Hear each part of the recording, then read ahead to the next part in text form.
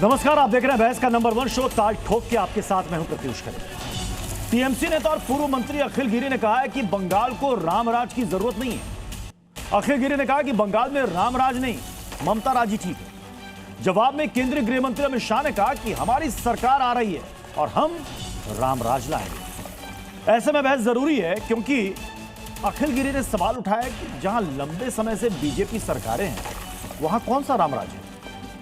पश्चिम बंगाल में आए दिन ऐसे बयान आ रहे हैं जिससे ध्रुवीकरण तेज हो रहा है। बीजेपी सवाल उठाती रही है कि आखिर टीएमसी को हिंदू देवी देवताओं से दिक्कत क्या है।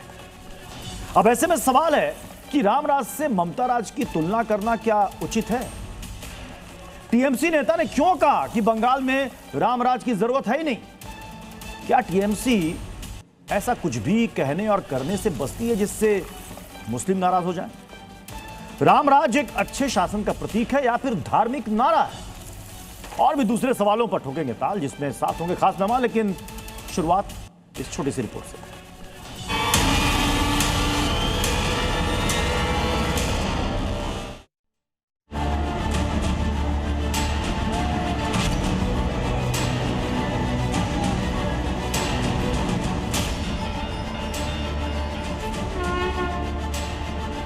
यहाँ में कोई राम राजत्व दरकार नहीं है। मैं नीरज पांडे हूँ, जी न्यूज से। अखिल गिरी जो टीएमसी के नेता हैं, पूर्व मंत्री भी हैं, उनका कहना है कि बंगाल को राम राज्य की जरूरत नहीं है। अगर ममता दीदी को ये भी नहीं करना है तो चिंता न करें, उनके पास बहुत कम समय बचा है। 5 मई से भारतीय जनता पार्टी की सरकार आने वाली है। हम इसको सुनिश्चित रूप से यहाँ पर राम राज की प्रस्तावना करेंगे।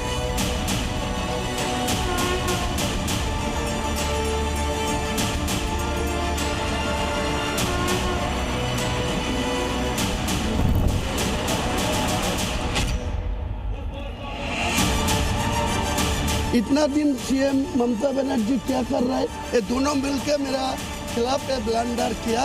पता नहीं क्या सच क्या गलत, हो भी सकते हैं, नहीं भी हो सकते हैं, क्योंकि आजकल तरह तरह की बात सोशल मीडिया में आते जाते रहते हैं। हम 6 माह के अंदर ही बंगाल के अंदर यूसीसी को निश्चित किया।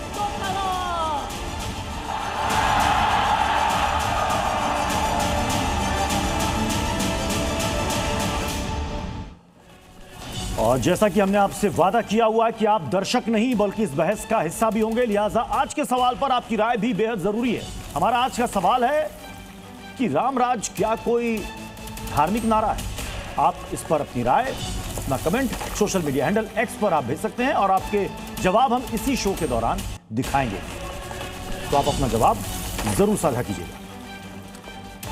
बहस की शुरुआत करते हैं बड़ी खबर से। जी न्यूज ने एक सवाल पूछा केंद्रीय गृह मंत्री अमित शाह से। केंद्रीय गृह मंत्री अमित शाह ने कहा कि रामराज एक सुशासन की विचारधारा है, स्वयं महात्मा गांधी ने स्थापित किया। 5 मई से बीजेपी की सरकार बंगाल में आने वाली है और यहां पर हम रामराज की स्थापना करेंगे।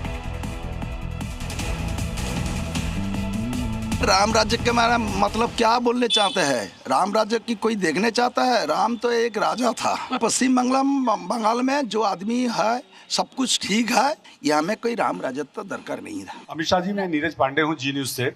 मेरा सवाल है, चूंकि आज अखिल गिरी जो टीएमसी के नेता हैं, पूर्व मंत्री भी हैं, उनका कहना है कि बंगाल को राम राज्य की जरूरत नहीं है, यहाँ ममता राज है और यहाँ ममता राज ही रहेगा, राम राज की जरूरत बंगाल को नहीं है। जी न्यूज से बकायदा बातचीत में उन्होंने ये बात कही। देखिए, राम राज एक सुशासन का कंसेप्ट है जो स्वयं महात्मा गांधी ने प्रस्तावित किया था जब आजादी की लड़ाई चल रही थी। अगर ममता दीदी को ये भी नहीं करना है तो चिंता न करें, उनके पास बहुत कम समय बचा है, वो कर भी नहीं पाएगी। 5 मई से भारतीय जनता पार्टी की सरकार आने वाली है। हम इसको सुनिश्चित रूप से यहाँ पर रामराज की प्रस्तावना करेंगे और सुशासन प्रस्तावित करेंगे। चलिए जल्दी से अपने मेहमानों से आपको मिलवा देते हैं। हमारे साथ स्टूडियो में मौजूद हैं डॉक्टर अजय उपाध्याय जी, कांग्रेस के प्रवक्ता हैं। के शर्मा जी हमारे साथ जुड़ रहे हैं, बीजेपी के प्रवक्ता। हमारे साथ संजय शर्मा हैं, टीएमसी के प्रवक्ता। नवीन जिंदल जी हमारे साथ जुड़ चुके हैं, पॉलिटिकल एनालिस्ट हैं। स्टूडियो में मेरे साथ मौजूद हैं ज्ञानेंद्र भारद्वाज जी, आम आदमी पार्टी के प्रवक्ता। राम बाबू सीनियर लीडर हैं लेफ्ट के, वो भी हमें ज्वाइन कर चुके हैं। और थोड़ी देर में नफीस अंसारी भी हमारे साथ जुड़ेंगे। मैं संजय शर्मा जी शुरुआत आप ही से करना चाह रहा हूं क्योंकि राम राज्य का मुद्दा तो अब आपने छेड़ दिया। टीएमसी को रामराज से कोई दिक्कत है क्या? टीएमसी को रामराज से दिक्कत का दूर दूर तक कोई सवाल नहीं। टीएमसी सभी धर्मों का समान सम्मान करती है और राम जी का नाम तो चैतन्य महाप्रभु हमें सिखा गए थे। 600-700 साल पहले चैतन्य महाप्रभु का जब आविर्भाव हुआ था वो सिखा गए थे। तब से बंगाल की जनता तो राम जी के गुण गा रही है, कृष्ण जी के भी गुण गा रही है। ये आज अलग से हमें भारतीय जनता पार्टी से, ये अखिल गिरी आप ही के नेता है ना टीएमसी के, उनको क्यों दिक्कत है? वो कह रहे हैं कि बंगाल में जरूरत नहीं है रामराज की। दिक्कत ये नहीं है, दिक्कत उन्हें नहीं है, दिक्कत बीजेपी को है। याद करिए, इन्होंने समाजवादी पार्टी के सांसद नरेश अग्रवाल को तब तक अपनी पार्टी में शामिल नहीं किया जब तक उन्होंने संसद में ये नहीं कहा कि विस्की में कौन बसे, रम में कौन बसे, सीता जी मां जानकी कहां बसती है। दुख की बात यह है कि ऐसे लोगों के साथ रहने वाली पार्टी आज श्री राम की बात करती है। और ये क्या दिखाना चाह रहे हैं? श्री राम के जमाने में टैक्स नहीं था, टैक्स इतना ही था कि नदियों से, समुद्रों से, जो बादल से, जो गर्मी सूरज की किरणों से जो सोख लिया जाता था वो दे दिया जाता था लोगों को, गरीब व्यक्ति को। आज ये तो टैक्स टेररिज्म चला दिया है भारतीय जनता पार्टी ने। नहीं, इन्होंने टैक्स लेते सभी चीजों को शामिल कर दिया है। संजय जी सुनिए ना, संजय जी यहां पर बात बंगाल की हो रही है और टीएमसी के नेता का ये बयान है, ना कि बीजेपी के नेता का बयान है, जिसमें वो कह रहे हैं कि बंगाल में जरूरत नहीं है, यहां ममता राज काफी है, यहां राम राज्य की जरूरत नहीं है। ये बीजेपी के नेता का बयान नहीं है, ना ही कांग्रेस के नेता का बयान है, ये टीएमसी के नेता का बयान है। उनका कहना यहाँ जो चल रहा है ये अच्छा ही राज चल रहा है। और उन्होंने जिस रामराज की बात कही होगी वो भारतीय जनता पार्टी के स्टेट वाले राज्यों से कहीं, अच्छा, मतलब बीजेपी का रामराज्य कुछ और है क्या नवीन जी? मतलब बीजेपी का रामराज्य कुछ और है? यहाँ राम ही नहीं है, वहाँ बीजेपी के समय बीजेपी के राज्य में राम कहा गए थे, वो नरेश अग्रवाल जी ने बताया। श्री राम का नाम जो लिया करता था वो जेल में भेज दिया करती थी। आज वो मंच पे श्री राम का नाम अपना रही है और उनके नेता टोपी वालों को खुश करने के लिए कहते हैं कि रामराज की आवश्यकता नहीं है। अरे रामराज हमारे राज्यों में, अगर उत्तर प्रदेश में देखना चाहते हो तो कानून व्यवस्था इतनी बेहतर हुई है कि वहां पे आतंक का राज खत्म हो गया। जिस प्रकार से पश्चिम बंगाल के अंदर आतंक का राज है, वोट ना देने वालों को जेल के अंदर बंद कर दिया जाता है। और यही नहीं मैं कह रहा हूँ, अभी देखिए पूरे देश भर से गरीब लोग जो घरों में काम करते हैं उनको वापस बुलाया गया पश्चिम बंगाल कि अगर टीएमसी के पक्ष में वोट नहीं देंगे तो उनके घर जला देंगे। पिछली बार पश्चिम बंगाल में पंचायत चुनाव में जिन्होंने भाजपा को या किसी और दलों को वोट दिया, टीएमसी को नहीं दिया, ऐसे 296 महिलाओं के साथ बलात्कार हुआ। वो चीखती रही, चित्कारती रही, उन्होंने अपनी रिपोर्ट दी, उन्होंने कोई कार्रवाई तक नहीं करी और उसके बाद ये कहते हैं कि वो रामराज नहीं होना चाहिए। आज आवश्यकता रामराज की है, आज आवश्यकता यूसीसी की है। पश्चिम बंगाल के अंदर भी है तो देश भर में, लेकिन पश्चिम बंगाल में तो बहुत ही अधिक आवश्यकता है। पश्चिम बंगाल में ये काला जो शासन है, एक जो आक्रांता का शासन है ममता बनर्जी का, उसका समाप्ति की ओर है, ये सब जानते हैं। और इसीलिए उनको भरोसा केवल मुसलमानों पर है, इन्हें कुछ सलीका नहीं है। ये राज्य के शासन को जनतांत्रिक रूप से निर्वाचित मुख्यमंत्री को आक्रांता बता रहे हैं और ये धर्म की बात करते हैं। इनको तो धर्म के ढंग की परिभाषा नहीं आती। केके शर्मा भी हमारे साथ इस वक्त जुड़ चुके हैं। केके शर्मा जी, क्या बीजेपी का रामराज्य अलग है? क्योंकि टीएमसी के नेता ने कहा कि जरा बीजेपी शासित राज्यों को देख लीजिए, क्या वहां पर रामराज्य है जो कह रहे हैं बंगाल में रामराज्य लाएंगे? नहीं, टीएमसी वालों को तो भगवान राम से सख्त नफरत है। ये तो हिंदू किसी भी प्रतीक से नफरत करते हैं क्योंकि इनको मुस्लिम तुष्टीकरण करना है। राम राज्य की कल्पना तो महात्मा गांधी की थी, लेकिन संजय शर्मा यहाँ बैठे हैं, वो क्या करें बेचारे? कभी विचार किया है आपके बंगाल में कौन सा राज्य चलता है? सिंडिकेट राज चलता है, गुंडों और मवालियों के टैक्स का राज चलता है। जनता का ये है ममता का क्रूर अत्याचारी। अब एक मिनट भैया, एक मिनट, ये बीच में चिल्लाना बंद करो, एक एक करके बोले, बीच में चिल्लाना बंद करो तो बहस हो पाएगी। जी, ये बदतमीजी है संजय शर्मा, ये बदतमीजी। संजय जी काउंटर कर लीजिएगा, संजय जी काउंटर करने का वक्त है, बीच में बोलना ये बदतमीजी है। संस्कार सीखो, संस्कार सीखो। ये बदतमीजी से डिबेट नहीं किया करते, ये डिबेट नहीं किया करते। संजय जी प्लीज, संजय जी आपको काउंटर करने का वक्त मिलेगा। आप इतना ही नहीं सुन पा रहे, 2 शब्द का टॉलरेंस नहीं है आपके अंदर, 2 शब्द नहीं सुन पाते विपक्ष का, गाली गलौज चालू करते हो। अभी शांति रखो, अभी सुनाता हूं, इतिहास सुना रहा हूं। जो इस 10-15 साल के अंदर में पतीश जी, जितना हाई कोर्ट ने के राज्य सरकार के अगेंस्ट ऑर्डर पास किए हैं, ये शर्म से डूब जाने जैसा है। इतना पूरे देश की किसी राज्य पर मिला के भी इतने ऑर्डर पास नहीं होंगे जितने पश्चिम बंगाल में ममता बनर्जी की सरकार पे पास किया गया। क्या दुर्गा पूजा विसर्जन के लिए परमिशन हाईकोर्ट से, रामनवमी की जुलूस निकालनी हो तो हाईकोर्ट से परमिशन, हनुमान जयंती मनाना हो तो हाईकोर्ट से परमिशन, दुर्गा पूजा पंडाल लगाना हो तो हाईकोर्ट से परमिशन, फॉर्म भरना हो वहां पर स्थानीय निकाय के फॉर्म भरना हो तो आप फॉर्म नहीं भर सकते।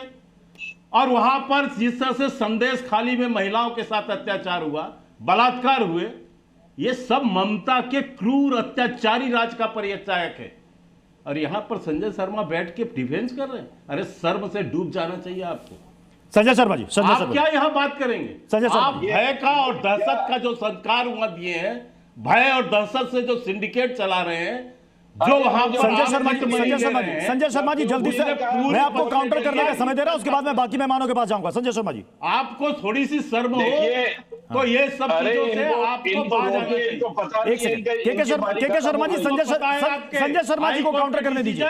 लाइएगा दोनों को एक बार फिर से स्क्रीन पर। संजय शर्मा जी, मुसलमानों को जो चुप हो जाए तो मैं बोलूं। एक सेकंड, के शर्मा जी, अब जरा संजय जी को भी सुन लीजिए। हाँ, मैं इसलिए इनको मानसिक मोतियाबिंद हो गया, बोलने दें इनको, अरे आप भी बोलने दें, इनको मानसिक मोतियाबिंद हो गया है। ये दुर्गा पूजा की बात करते हैं, पश्चिम बंगाल में 40,000 से ज्यादा दुर्गा पूजा कमेटियां हैं और कितनी दुर्गा पूजा कमेटियां तोड़ डाली है आपने, और कितने पंडाल तोड़वाए आपने, आप चुप रहिए, कितने पंडाल तोड़वाए, अरे आप कितना पंडाल तोड़वाया इस बार, बोलने दीजिए, फिर मैं बोलने क्या दे आपको बोलने क्या दे? दुर्गा पूजा विसर्जन को आपने रोका था या नहीं, ये बताइए। विचलित हो गए हैं आप विचलित हो गए, समझा रहे हैं। यहाँ पर बैठ के झूठ बोलते हैं, क्या बात कर रहे हैं, यहाँ पर बैठ के झूठ बोलते हैं। हाई कोर्ट ऐसे ही निर्णय दे रहा है, हाई कोर्ट ऐसे ही आर्डर दे रहा है आप वहाँ पर। हम लोग नहीं बोलते, हम बताते हैं। मेरा सच आप कुछ नहीं बताते, आप वहाँ पर आप गुंडागिर्दी की राज चला रहे हैं और इसीलिए जनता आपको उखाड़ फेंकने को तैयार है, इनकी यही उखाड़ फेंकने को तैयार है। चलिए मैं बाकी मेहमानों का रुख कर रहा हूं। हमारे साथ अजय उपाध्याय भी हैं कांग्रेस से। अजय उपाध्याय जी, क्या बंगाल में जो शासन चल रहा है, जो राज चल रहा है, क्या वो सही चल रहा है? सच पूछिए तो अभी जो डिबेट आप लोग कर रहे हैं और अमित शाह जी के मुंह से गांधी जी की चर्चा बड़ी अच्छी लगती है, पर गांधी जी के हत्यारे की जब पूजा ये लोग करते हैं तो बड़ा बुरा लगता है। रघुपति राघव, राजा राम, सबको सन्मति दे भगवान, अल्लाह ईश्वर तेरो नाम, सबको सन्मति दे भगवान। ये है आदर्श गांधी जी का। ये सामाजिक सौहार्द होना चाहिए, गरीबों को उनका उत्थान होना चाहिए, महिलाओं को अधिकार होना चाहिए और युवाओं को रोजगार होना चाहिए। क्या देश में ये स्थिति 15 साल में जो सरकार, लगभग 12 साल सरकार जिसकी हुई है उसने किया? वो अब ज्ञान देगा कि गांधी जी के शासन के अनुरूप शासन चलेगा जो ध्रुवीकरण की राजनीति कर रहा है, पहली बात। दूसरी बात, बंगाल की जो सरकार है, 11 के बाद से जो परिस्थिति वहां बनी है सबने देखा। वहां तो कंगाली का हालत ला दिया इस सरकार ने। लेकिन वो तो कह रहे हैं कि बहुत एडमिनिस्ट्रेशन अच्छा शासन है। एडमिनिस्ट्रेशन संजय जी से कह रहे हैं सबसे बढ़िया बंगाल की सरकार। इस तरह से वहां एक तरह से तानाशाही पैदा करने का काम किया, पॉलिटिकल क्राइम हो रहा है लगातार। ये चीजें जो है डेमोक्रेसी पर प्रश्न लगाने का काम ममता जी ने भी किया है। तो क्या बंगाल में जनता समझ रही है? तो अजय जी अगर आपको बंगाल की शासन में, सरकार में इतनी खामियां नजर आ रही हैं, तो क्या वहां पर राम राज्य है या कोई और राज्य है? देखिए, और क्या राज्य आना चाहिए ये बता दीजिए। सच पूछिए, राम राज्य की जो मुंह में राम बगल में छुरी वाला जो कहावत है वही ये लोग चरितार्थ करते हैं। ये न देश में राम राज्य की परिकल्पना इन लोगों ने कभी पूरी की है, न बंगाल में है। लेकिन एक बात है, बंगाल के लोगों के उत्थान की बात होनी चाहिए। वहां इंडस्ट्रियल जो डेवलपमेंट रुका हुआ है उस पर बात होनी चाहिए। जिस तरह से नौजवान दूसरे राज्यों में जाने को मजबूर हो रहा है, हमारी सरकारें रही हैं, उसका भी ग्रोथ लेवल देख लीजिए। और पिछले जो है लेफ्ट से लेकर, मतलब आपने एक तीर से दो शिकार कर दिए। एक साथ आपने टीएमसी, एक साथ आपने टीएमसी की तरफ भी तीर छोड़ दिया और बीजेपी की तरफ भी तीर छोड़ दिया। अब इन तीनों को एक साथ ले आइएगा स्क्रीन पर। दोनों ने लोगों को भाई संजय जी और झूठ बोलने का काम। संजय जी देख लीजिए, अब कांग्रेस भी कह रही है कि क्या ही सरकार आप चला रहे हैं वहां पर। डेवलपमेंट का आंकड़ा दिख रहा है ना भाई, पिछले 11 के बाद से 15 साल। संजय शर्मा जी 15 साल में संजय शर्मा जी दूसरे पर तोहमत लगा। ये कांग्रेस का सवाल है, ये कांग्रेस का सवाल है। और देश में भाजपा का भी हाथ। जवाब ले लें संजय शर्मा जी। अजय उपाध्याय जी की बात पर मैं आता हूं, उसके पहले के शर्मा जी की बात का जवाब थोड़ा छूट गया था। पश्चिम बंगाल में 40,000 से ज्यादा दुर्गा पूजा कमेटियां हैं और इन सभी दुर्गा पूजा कमेटियों को राज्य सरकार की तरफ से 1,10,000 रुपया प्रति दुर्गा पूजा कमेटी अनुदान मिलता है। अब 40,000 से ज्यादा दुर्गा पूजा कमेटियों में किसी एक या दो में कोई मुकदमा हो जाए, आप क्या इसको राष्ट्रीय स्तर पर अभियान छेड़ेंगे? ये इन्होंने हनुमान जयंती की बात की। मैं खुद हनुमान जयंती का कार्यकर्ता रहा हूं, बचपन से आज तक रहा। हनुमान जयंती और दुर्गा पूजा तो है वहाँ के कल्चरल है, अजय जी, लेकिन आप कम से कम विकास का तो डेटा दे दीजिए। वहाँ क्यों वहाँ का इंडस्ट्रियल ग्रोथ खत्म हो गया है? कोई क्यों 7.5 लाख जो है वहाँ लाख का कर्ज आपने उस प्रदेश में डाल रखा है? क्यों दर दर भटकना पड़ता है दूसरे राज्यों में? बंगालियों को जाना पड़े, पलायन करना पड़े, तो ये तो गलत है ना। इसका काम आपको किया गया था वहां रहने के लिए। भाजपा ज्ञान देती है दूसरे राज्य में बंगाली भाषा वाले को बांग्लादेशी मान करके उसको मार दे रही है। इस पर क्या क्यों नहीं? संजय जी यहाँ कांग्रेस ने सवाल किया कि आपकी सरकार इतने सालों से है, 3 बार से सरकार है, आप जीत का चौका मारना चाहते हैं, तो आप डेवलपमेंट पर बात नहीं करके आप राम पर बात करने लगे, दुर्गा जी पर बात करने लगे। ध्रुवीकरण चाहते हैं। सुनिए, दोनों नहीं चाहते हैं। पहली बार जब मैं बोला तो के शर्मा जी की बात का जवाब अधूरा रह गया था, वो मैंने पूरा किया। ठीक है। अजय जी बहुत ज्यादा बोझ लाद लिए है माथे पर, इतना बोझ मत लादिए। एकदम नहीं है। 2011 से जनता आपका बोझ इस पर हटाने वाली है, वहाँ जनता देख रही है। 2011 में जो सरकार हमें विरासत में मिली थी, राज्य का कुल राजस्व वार्षिक 21 से 22,000 करोड़ रुपए के लगभग था। नेहरू जी का दोष होगा। जिस तरह से भाजपा नेहरू जी पर दोषारोपण करती है, उस तरह ममता बनर्जी की बातें भी करने लगी। उस समय आप नहीं थे, हम लोग 7.5 लाख करोड़ रुपए आपके समय में खर्च हुआ है बंगाल पर। वाम फ्रंट से सत्ता लिए था हमने, आपसे नहीं ली। वाम दल को हटा दिया लोगों ने, आपको रखा इसलिए कि आप वहां के लोगों का विकास करेंगे। आप मेरी बात सुनिए, ये हिंदू मुस्लिम की राजनीति में नहीं लगेंगे, एक एक करके मैं एक एक करके बताता हूँ। गुंडागर्दी पूरे बंगाल में नहीं पैदा करेंगे। 2011 में जब हम सत्ता में आए थे, हमारा राजस्व था 21 से 22,000 करोड़ रुपया।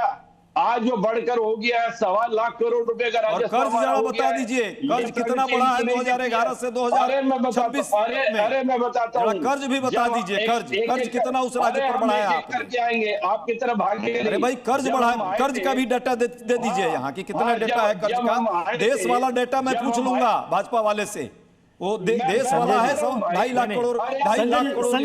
संजय जी एक छोटा सा सवाल, चूंकि डेवलपमेंट पर बहस होती है ना, तो जरा आंकड़ों पर भी आ जाइए।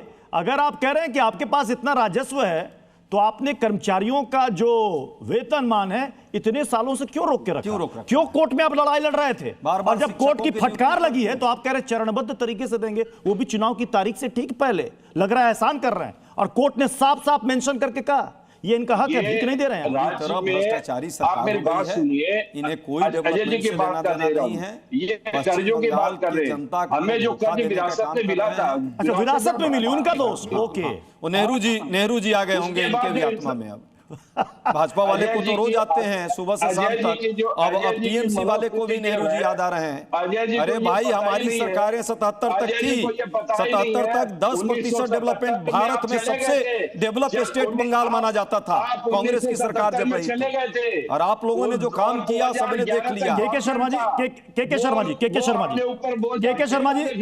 जी कुछ कहना चाह रहे हैं, उसके बाद मैं बाकी मेहमानों का ज्ञानेंद्र जी आपके पास आ रहा हूं, आनंद जी आपके पास भी आ रहा हूं जी। एक्चुअली ये लोग प्रसन्नता हो रही है, सुनने नहीं चाहते। मुझे बहुत प्रसन्नता हुई संजय जी, प्रत्युष जी, मुझे बड़ी प्रसन्नता हुई कि कांग्रेस के प्रवक्ता भगवान राम का नाम ले रहे हैं।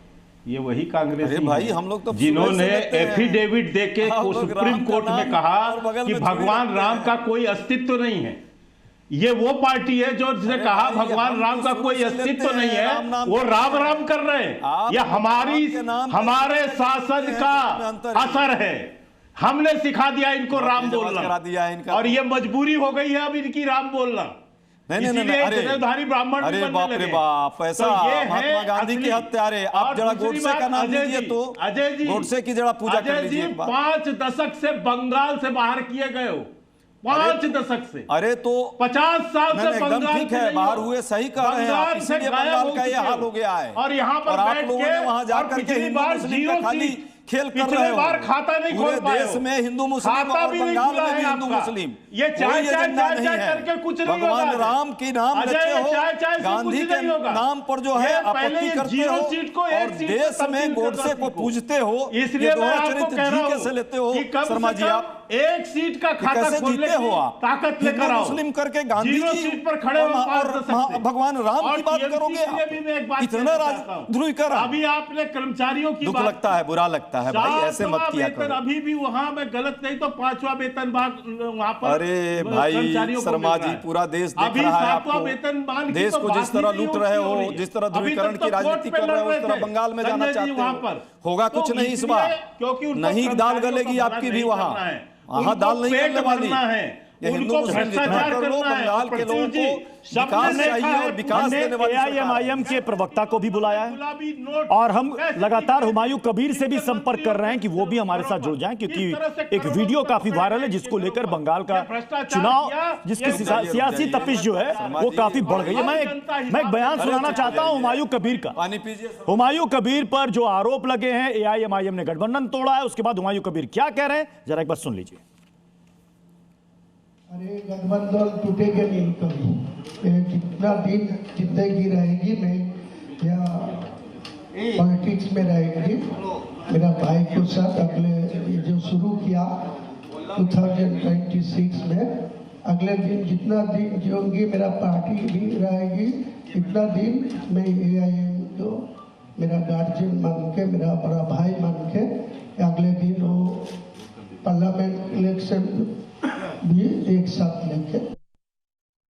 ये वीडियो वायरल किया जो यूट्यूब 8 अप्रैल ओपन किया, वो फर्स्ट टाइम मेरा ये वीडियो वायरल किया, तो 19 दिसंबर का वायरल कर रहा है।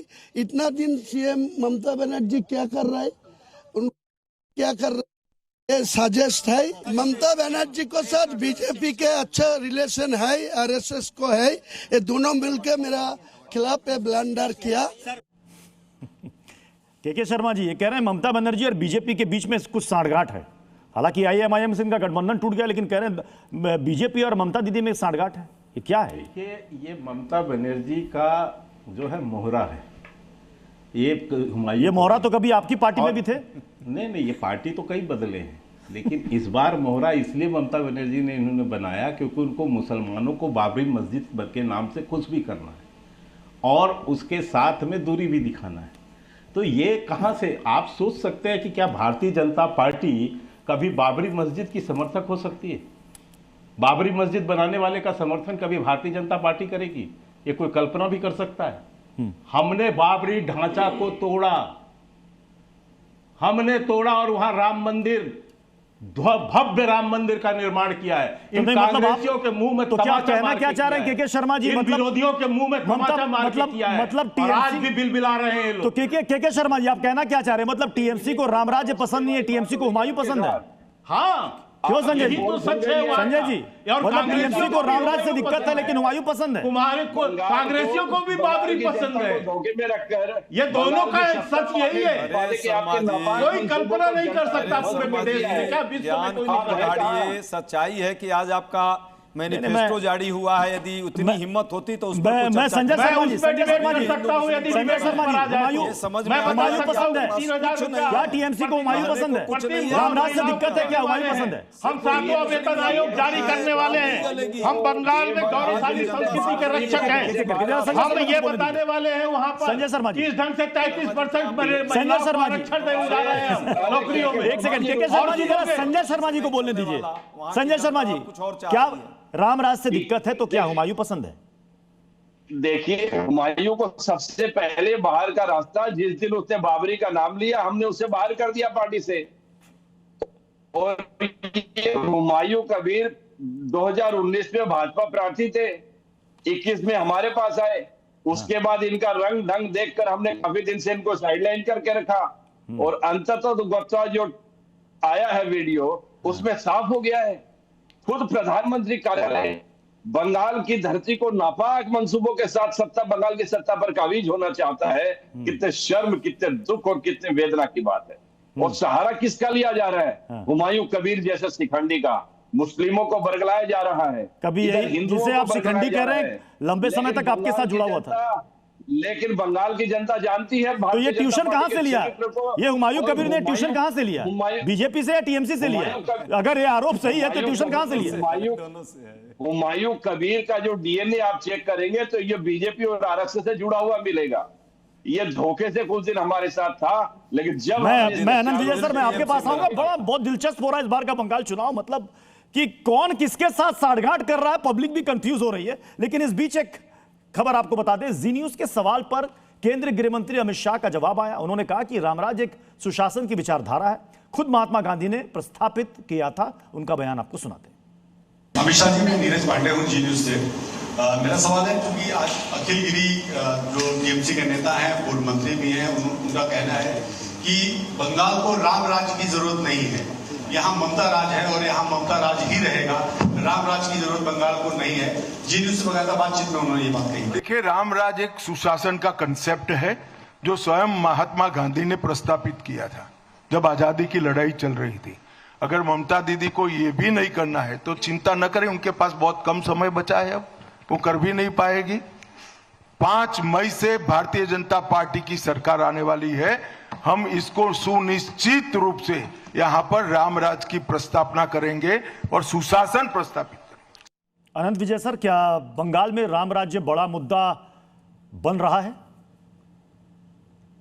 देखिए, आज प्रत्युष जी, आज सबसे ज्यादा प्रसन्न कौन होंगे? ज्ञानेश कुमार जी। उन पर से फोकस ही हट गया। कल तक जो लोग एसआईआर चिल्ला रहे थे, अब वो पता नहीं छोड़ दिया एसआईआर को। एसआईआर कोई मुद्दा ही नहीं बचा अब बंगाल में। अब बंगाल असली मुद्दे पे आया है। मुझे लगता है कि इतने दिनों से एक फिक्टिशियस मुद्दा एसआईआर का क्रिएट किया जा रहा था, वो कोई मुद्दा था नहीं। और अभी डॉक्टर अजय उपाध्याय जी कांग्रेस के नेता है, क्यों भैया इंडिया गठबंधन के में क्यों पलीता लगा रहे हैं? आप इतना आलोचना करेंगे ममता बनर्जी, तो राहुल गांधी के प्रधानमंत्री बनने के स्वप्न का क्या होगा सर? इतनी तीखी आलोचना मत करिए, थोड़ा थोड़ा करते रहिए। दूसरी बात मैं ये कह रहा हूं कि अभी अजय उपाध्याय जी ने बहुत कायदे से महात्मा गांधी जी के गाए जाने वाले भजन में ईश्वर अल्लाह तेरो नाम जोड़ दिया। वो उस भजन में कहीं है ही नहीं। रघुपति राघव राजा राम पतित पावन सीता नाम सुंदर विग्रह मेघा श्याम गंगा तुलसी सालीग्राम, ये है भजन। इन्होंने उसको पलट दिया। खैर, इनकी आदत है पुरानी, जब वंदे मातरम को आधा काट दिया इन्होंने, तो उस भजनों को बदल देने में कोई बुराई नहीं है। ये राजनीति पर भजनों को, कृतियों को इस तरह से राजनीति का औजार नहीं बनाना चाहिए। डॉक्टर साहब, आप तो बड़े पढ़े लिखे हैं, और जिस प्रकार से वंदे मातरम को आधा काटकर उसको बंकिम बाबू के रचना को आधा काटकर कांग्रेस के अधिवेशन में पास किया गया, वही झलक मुझे अभी दिखाई दी जब आप गंगा विग्रह से सालीग्राम को काट के ईश्वर अल्लाह तेरो नाम कर रहे थे। लेकिन ठीक कहा प्रत्युष जी आपने, बंगाल का चुनाव अब दिलचस्प मोड़ पे आया है जब इस तरह से एंट्री हुई है राम राज्य की। और अब देखिएगा कि राम राज्य के पक्ष और विपक्ष में दोनों बढ़ना आरंभ हो जाएंगे। हुमायूं कबीर का जो वीडियो है, उस वीडियो के बारे में मुझे सिर्फ इतना ही कहना है कि जब तक उसकी सत्यता प्रमाणित हो जाए, या जो भी हो, एआई हो, जो भी हो, लेकिन बड़ा दिलचस्प है, उसमें सारी बातचीत हिंदी में है। सारे बंगाली हैं, लेकिन बातचीत सारी हिंदी में हो रही है। तो कहीं ना कहीं से ये प्रश्न भी उठता है कि उस वीडियो ये हुमायूं कबीर ने भी कहा कि ये फेक वीडियो है, एआई से बनाया जा रहा। मैं कांग्रेस के वरिष्ठ नेता अधीर रंजन चौधरी, इस वीडियो के बारे में उन्होंने क्या क्या, एक बार वो भी सुनाता हूं। पता नहीं क्या सच क्या गलत, हो भी सकते हैं, नहीं भी हो सकते हैं, क्योंकि आजकल तरह तरह की बात सोशल मीडिया में आते जाते रहते हैं। अगर ये सच है तो आम लोगों के सामने सवाल जरूर खड़ा होगी कि हुमायूं कबीर आदमी तो है, लेकिन किसके लिए काम कर रहे हैं, ये सवाल जरूर पैदा होंगे। इतने पैसे उनके पास, इतने धन कैसे आए कि हेलीकॉप्टर की इस्तेमाल कर रही है। अच्छा जी, मैं आपसे जवाब लूंगा, लेकिन ज्ञानेंद्र जी काफी देर से इंतजार कर रहे हैं। ज्ञानेंद्र जी, ये वीडियो को लेकर बहुत इस वक्त चर्चा चल रही है, ये सच भी हो सकता है, ये झूठ भी हो सकता है, क्योंकि खुद आपने सुना अभी अधीर रंजन चौधरी कह रहे हैं बहुत कुछ चलता है सोशल मीडिया में। तो देखिए प्रत्युष जी, भारतीय जनता पार्टी के नेता अमित शाह साहब ने जो बंगाल में राम राज्य की बात करी और आपने उस पर चर्चा करी, राम राज्य क्या है? अमित शाह कह रहे कि राम राज्य गवर्नेंस मॉडल है, और फिर वही सवाल है कि अमित शाह साहब बता दें कि 22 राज्यों में इनकी सरकार है, कहाँ गवर्नेंस मॉडल चल रहा है? राम राज्य का मतलब क्या है? राम राज्य की अवधारणा क्या है? राम राज्य का मतलब है कि जहां पे हर गरीब के बच्चे को अच्छी शिक्षा मिले, उस राज्य को राम राज्य कहते हैं। जहां हर बुजुर्ग को अच्छा इलाज मिले, जहां हर नौजवान के हाथ में रोजगार हो, जहां महिलाओं की सुरक्षा और सम्मान हो, जहां किसान की बात हो, गरीब की बात हो, आदिवासी की बात हो, मजदूर की बात हो। भारतीय जनता पार्टी के 22 राज्यों में सरकार है, लेकिन रामराज से बहुत दूर है। इनके शासन में क्या चल रहा है? आपके समय में दिल्ली में रामराज था, दिल्ली की सरकार थी, रामराज की सरकार। अगर रामराज की कल्पना को किसने चरितार्थ करा, तो दिल्ली की जनता ने राजा क्यों बदल दिया? प्रत्युष जी, और उसी रामराज की कल्पना को अगर किसी ने सही मायने में चरितार्थ करा तो ममता बनर्जी ने करा है। ममता बनर्जी और अरविंद केजरीवाल दो आदमी हैं जिन्होंने नरेंद्र मोदी से आंख में हाथ डाल के बात करी, जिन्होंने नरेंद्र मोदी को आईना दिखाया और नरेंद्र मोदी की आज की बहस इसलिए भी दिलचस्प है क्योंकि देखिए इंडिया ब्लॉक के कई यहाँ पर सहयोगी एक साथ हैं। इनकी नजर में बंगाल में रामराज्य तो नहीं है। अजय जी, मैं अगर गलत नहीं कर रहा, आप कह रहे हैं कि पूरा बंटाधार कर दिया है पूरे सूबे का। ये कह रहे हैं कि अगर रामराज्य को कोई चरितार्थ करता है तो ममता बनर्जी करती है। ये इंडिया ब्लॉक के दो सहयोगी कह रहे हैं। हम पहली बात तो इंडिया ब्लॉक अब छोड़ चुके हैं, कह चुके हैं। ओके, दूसरी बात कि ममता बनर्जी की सरकार पिछले 15 साल से बंगाल में है। हाँ। और बंगाल के गरीब आदमी को, आम आदमी को, किसान को, मजदूर को, मध्यम वर्ग को अगर किसी ने सम्मान की जिंदगी देने का काम करा, अजय जी आपके पास आ रहा हूं। अजय जी, जो वीडियो जो बयान जो हमने चलाया अधीर रंजन चौधरी सीनियर नेता है, वो भी खुद मान रहे हैं कि इस वीडियो में डाउट है। वो कह रहे हैं गलत भी हो सकता है, सही भी हो सकता है। आजकल एआई से बहुत सारे वीडियो बनते भी हैं और बात सच है, चूंकि हम लोग तो कोई जजमेंट देने वाले व्यक्ति नहीं है और टेक्नोलॉजी भी इतनी हम लोग की नहीं है व्यक्तिगत, जब तक कि उसकी जांच ना हो जाए। लेकिन इस बात पर तो तथ्यात्मक तौर पे ध्यान देना होगा कि एक वैसा व्यक्ति हुमायूं कबीर जो भाजपा से आया, टीएमसी में रहा और अब वो हेलीकॉप्टर पर प्रचार कर रहा है और हिंदू मुस्लिम वहां पे माहौल बनाता है। एक तरफ से शर्मा जी को अच्छा लगता है, दूसरे तरफ से दूसरे शर्मा जी को अच्छा लगता है। अरे भाई, ये राजनीति वहां पे जनता की होगी या कि मुसलमान की होगी? नहीं, आपने कहा कि हेलीकॉप्टर का खर्चा, आपने कहा हेलीकॉप्टर का खर्चा आखिर कहां से आ रहा है? भाई, हेलीकॉप्टर से उड़ने के लिए कितने पैसे लगते हैं? शौकत अली है, एआईएमआईएम के नेता हैं और ये एआईएमआईएम के, एक सेकंड, बीजेपी के एआईएम के वहां के प्रेसिडेंट हैं। वो उन्होंने कांग्रेस पर क्या कहा है उन्होंने पोस्ट करके मैं आपको बता देता हूं। कांग्रेस ने पिछले विधानसभा चुनाव में बंगाल में एक भी सीट नहीं जीती थी। अगर एक नई पार्टी बंगाल में कुछ सीटों के लिए 1000 करोड़ की डील कर सकती है कुछ सीटों के लिए, तो जरा सोचिए बूढ़ी कांग्रेस बंगाल की सभी सीटों पर लड़ने के लिए कितनी लंबी डील की होगी। कांग्रेसी नेताओं का सौदेबाजी का इतिहास तो काफी पुराना है। देखिए, ये एआईएमआईएम के नेता कह रहे हैं कि पहले अपना इतिहास उठाकर देख लो सौदेबाजी का। अब देखिए, अब ओवैसी साहब के बारे में मैं क्या पूछूं और क्या बोलूं। आप सब जानते हैं कि बी टीम है भाजपा का और उनको दिक्कत होगी, दर्द होगा। अरे भाई, कांग्रेस पार्टी एक जीते या नहीं जीते, लेकिन कांग्रेस पार्टी वहां उसूलों पे लड़ रही है, मुद्दों पर लड़ रही है, जनता की लड़ाई लड़ना चाहती है। ये लोग हिंदू मुसलमान की लड़ाई लड़ना चाहते हैं। भाजपा को मदद करने के लिए एआईएम और ये कौन कबीर और कौन हुमायूं चले आए हैं वहां। हम चाहते हैं कि वहां पे जन मुद्दों पर बात हो। इंडस्ट्रियल ग्रोथ क्यों रुका हुआ है, क्यों महंगाई बेरोजगारी सालों से अजय जी आप जन मुद्दों की बात नहीं कर रहे हैं। अनंत विजय जी ने एक बात कही है, लास्ट में बोल के छोड़ देता हूं। अनंत जी, वाकई अनंत भी और विजय भी दोनों नाम इतना प्यारा है, वरिष्ठ पत्रकार है, उनका तो बहुत सम्मान मैं करता हूं। बस कभी कभी चश्मा चेंज नहीं करते हैं, उसका पावर का थोड़ा सा ऊपर नीचे हो तो उसको चेंज करना चाहिए। ये व्यक्तिगत टिप्पणी में नहीं कर रहा हूं, आपके वैचारिक आधार की बात कर रहा हूं। यदि वैचारिक आधार को न्यूट्रलिटी में आप लाएं तो आप समझेंगे कि हमारे लिए प्रधानमंत्री और मुख्यमंत्री महत्वपूर्ण नहीं है, देश की जनता महत्वपूर्ण है। भाजपा के लिए वाकई सिर्फ प्रधानमंत्री और मुख्यमंत्री महत्वपूर्ण। भाजपा में और कांग्रेस में ये अंतर है। और राम राज्य की बात जहां तक की, अल्लाह ईश्वर तेरे नाम में भी किसी को कोई आपत्ति नहीं होना चाहिए। हो सकता है कि वो टेक्निकली आप सही हो, पर अल्लाह और ईश्वर कहने से क्या अंतर है? ये तो समरस समाज, सर्वधर्म समभाव, वसुधैव कुटुंबकम की। अब देखिए, हम अनंत विजय जी के बारे में बात कर रहे हैं। देखिए शर्मा जी को कितना दर्द हो रहा है। अरे भाई, आप ही के व्यक्ति हैं, हम समझते गए बात। अरे हमने कह दिया शर्मा जी आप परेशान हो रहे हैं। अरे अनंत विजय जी वरिष्ठ हैं, अच्छे व्यक्ति हैं, चश्मा बदलने की बात मैंने कह दी, कितना परेशान हो गए। शर्मा जी, आप अनंत के लिए इतना क्यों परेशान हो रहे हैं भाई? इसी तरह चुनाव आयोग के अनेक के लिए आप हो जाते हैं, आप इसी तरह ओवैसी के लिए हो गए। अनंत सर, अच्छा इतना परेशान आप आपने अनंत विजय सर के लिए कहा, तो अनंत विजय सर कुछ कहना चाह रहे हैं, उसका जवाब भी ले लेते हैं। हाँ, अनंत विजय सर, जनतांत्रिक तरीका। मैं तो बस डॉक्टर अजय उपाध्याय जी को अकादमिक वाला डॉक्टर समझता था, लेकिन ये नेत्र विशेषज्ञ भी हैं, ये आज मुझे पता चला। चश्मा का पावर वावर की सलाह दे रहे हैं, तो डॉक्टर साहब मैं आपसे मिलकर चश्मा बदलने के बारे में विचार कर लूंगा। नहीं, मैं चाहता हूं कि आप न्यूट्रल वाला रखें, बाकी तो सब ऊपर नीचे चलते रहेगा। न्यूट्रल रखेंगे तो चिकित्सक आपके सम्मान में और वृद्धि होगी। चलिए, व्यक्तिगत कोई बात नहीं है, मेरा वैचारिक बात है, और वैचारिक आधार पर हर आदमी का अपना एक सोच होता है। संजय शर्मा जी, एआईएमआईएम ने ये कह करके गठबंधन तोड़ा है कि हम मुसलमानों को ठगने वाले नहीं हैं और हम स्वतंत्र तरीके से अलग लड़ेंगे। अगर ये आरोप लगाए तो हम उस पार्टी से अपना गठबंधन तोड़ रहे हैं, और उनका निशाना टीएमसी पर है कि टीएमसी सिर्फ और सिर्फ मुसलमानों को यूज करती है। लेकिन 294 सीटों पर आपको मात्र 47 उम्मीदवार मिलते हैं। 27% आबादी के मुताबिक भी अगर आप उनको टिकट दे देते तो आप कहते कि साहब हमने देखिए कितना प्रतिनिधित्व दिया है। आपसे ज्यादा तो कांग्रेस ने दे रखा है वहां पर टिकट।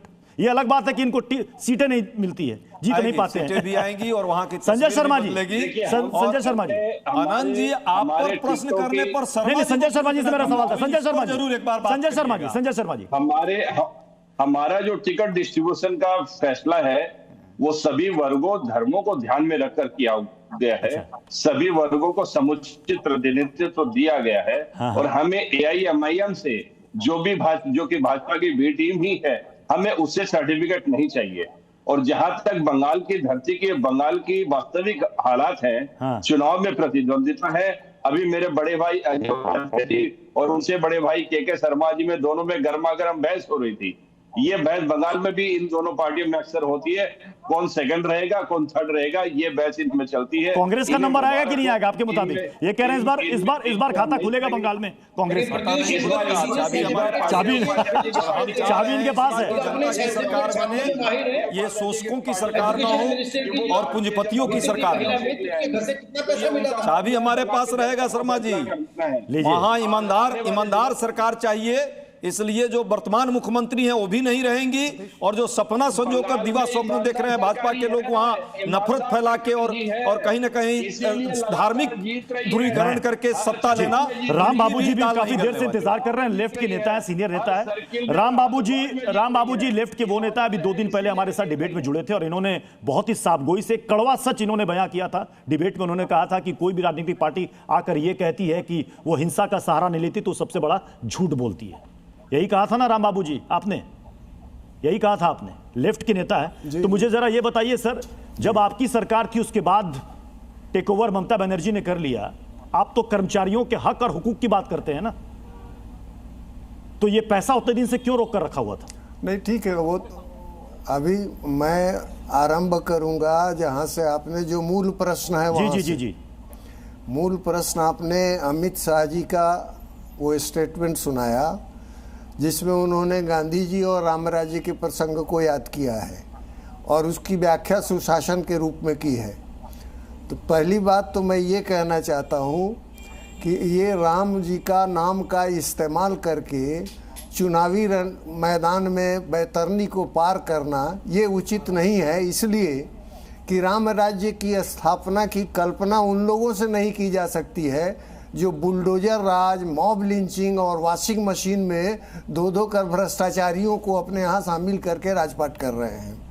इसलिए ये राम राज्य का छलावा पेश करके और ये जो किया जा रहा है तो ये इन लोगों से ये संभव नहीं है। अगर राम राज्य की परिकल्पना वो है जो तुलसीदास जी ने लिखा है कि दैविक भौतिक तापा राम राज नहीं काहू ही व्यापा, तो जब गांधी जी कहते हैं तो उनकी परिकल्पना ये होती है, और ऐसा राम राज्य अगर होता है तो किसी भी हिंदुस्तानी को कोई दिक्कत नहीं होगी, चाहे वो हिंदू हो, मुसलमान हो, सिख हो, ईसाई हो, ये सब के लिए लागू होगा। इसलिए ये व्यवस्था जब नहीं आती है तब बाद बाकी ये सत्य की दावेदारी में लोगों के साथ आकर के और तरह तरह के छलावे का इस्तेमाल करना ये उचित नहीं है। ये लोकतंत्र के लिए और हमारे संविधान के लिए अच्छा नहीं है। बंगाल की जनता को काफ़ी सजग होकर के और इस हिसाब से अपना मतदान करना पड़ेगा। और पिछले दिनों जो जातियां हुई हैं उनको ध्यान में रखते हुए जो वहाँ की जन समस्याओं को, मेहनतकशों की समस्याओं को, किसानों की समस्याओं को, आम बंगाल वासियों की समस्याओं को एड्रेस कर सके, ऐसी हुकूमत को लोकतांत्रिक मतलब कुल मिलाकर के 15 साल से आप लेफ्ट वाले एड्रेस नहीं कर पा रहे हैं उस समस्याओं को, इसलिए जनता पसंद नहीं कर रही है। नहीं, समस्याओं को एड्रेस कर रहे हैं, लेकिन वोट तो जनता को देना है ना। हाँ, तो जनता सजग नहीं है। समस्याओं को एड्रेस तो कर रहे हैं, हम तो बराबर लड़ रहे हैं।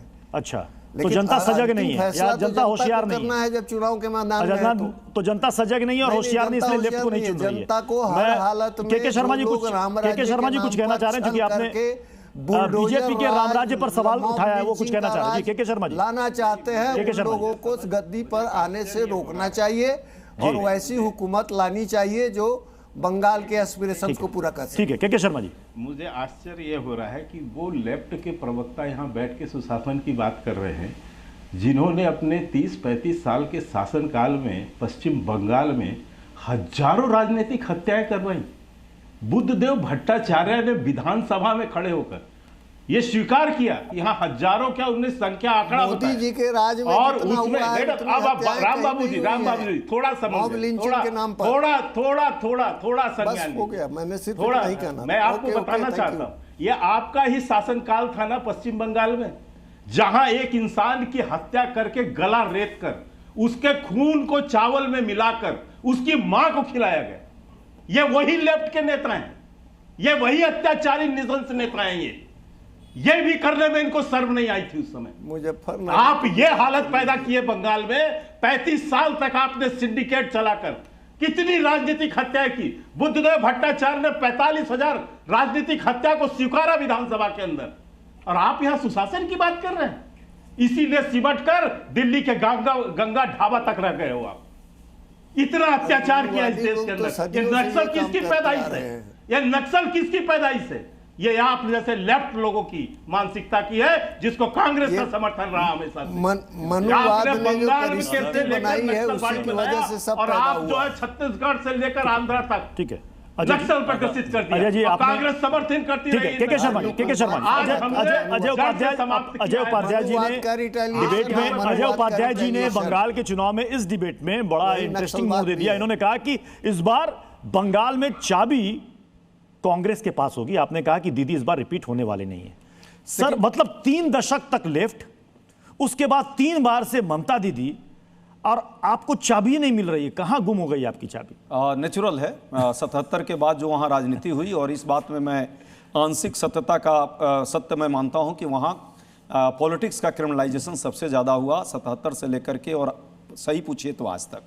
लेकिन भाजपा किस मुंह से ये बात को कह रही है? हमको तो लगा कि शर्मा जी जब बोलेंगे तो ये कहेंगे कि देखिए लेफ्ट के चाबी आपके पास कैसे आएगी? अजय जी, मुंह में भी राम बाबू जी के नाम पर, राम बाबू के नाम अजय जी चाबी कैसे आएगी बता दीजिए। चाबी इसलिए आएगी कि इन दोनों से केंद्र की सरकार को देख रहा है लोग। अरे शर्मा जी 1 मिनट, अरे रुक जाइए 10 सेकंड फिर आप बोलिए। मैं बीच में नहीं बोला ना आपके बीच में। 1 सेकंड, के शर्मा जी, बंगाल की चाबी कांग्रेस के पास आने वाली है, कैसे आएगी बता रहे हैं। 1 सेकंड। बनर्जी से वाकई वहां ग्राउंड में लोग नाराज हैं। भाजपा जिस हिंदू मुसलमान के सिर्फ राजनीति को आगे बढ़ाकर वहां के सांस्कृतिक विरासत को नहीं समझती है, वो विवेकानंद जी की धर्म है, जगह है, वो बाकी वहां के संत गुरुओं की जगह है। सामाजिक सौहार्द वहां बंगाली संस्कृति बहुत उच्चता के साथ है। वो लोग चाहते हैं वहां के जनता के मुद्दों पर बात करने वाली सरकार हो। कांग्रेस पार्टी 77 से पहले जो सरकार थी वहां बंगाल का सबसे ज्यादा विकास किया।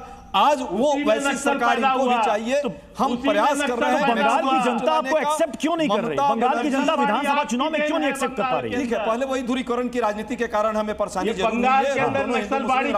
राम के नाम पे लोग धोखा देते रहे।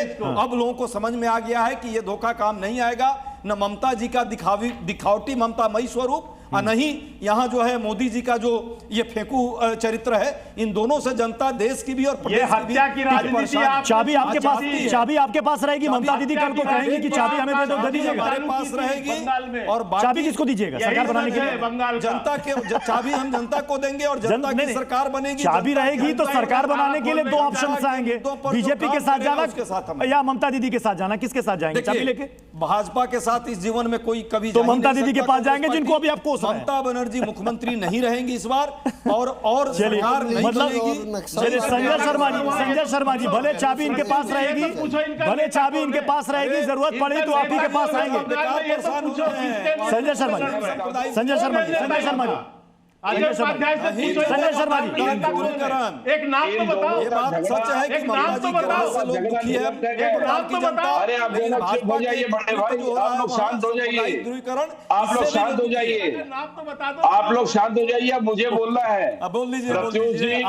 संजय शर्मा जी कुछ कह रहे हैं कि एक नाम तो बताइए, वो कह रहे हैं कि नाम बताइए। अरे नाम क्या जनता, इन दोनों का झगड़ा निरर्थक है। राजस्थान में कोई नाम इन था दोनों क्या? के झगड़े का कोई मतलब नहीं है। कोई नाम था क्या? सेकंड या थर्ड अभी कौन तो- होंगे उसमें अभी चल तो रहा है। बिहार ये में भी बंगाल कोई नाम खाली नहीं दिख रहा है। या घर में दीदी ममता मैं नवीन जिंदल जी आपके पास आ रहा हूं। कांग्रेस के कॉन्फिडेंस के बारे में क्या कहिएगा? खैर चुनाव है, हर पार्टी कॉन्फिडेंट होकर लड़ती है। 20 सेकंड के लिए एक बात और नवीन जी, मैं 20 सेकंड भाई मेरा केवल इतना सा कहना है कि कांग्रेस वहां पे अपना खाता खोलने तो गनीमत है। चाबी की बात कर रहे हैं, इनका ताला तो है नहीं, वहां पे चाबी किसमें लगाएंगे? कांग्रेस की हालत बहुत खराब है। कर ही नहीं सकते, नहीं इनके पास कोई मुद्दा है। हमारे पास है, वहां हम इंडस्ट्री देंगे, महिलाओं को वहां सुरक्षा देंगे, दुर्गा सशक्तिकरण के तहत हम नौजवानों को वहां रोजगार देंगे, किसानों को वहां उसको ताकत देंगे। ये हमें आज घोषणा पत्र नहीं है, या खोथला पत्र सिर पे लोग दे रहे हैं। चलिए सर, बंगाल की जनता सबके घोषणाओं को और वायदों को देख रही है। तय उनको करना है कि किसको सत्ता के सिंहासन में पहुंचाएगी।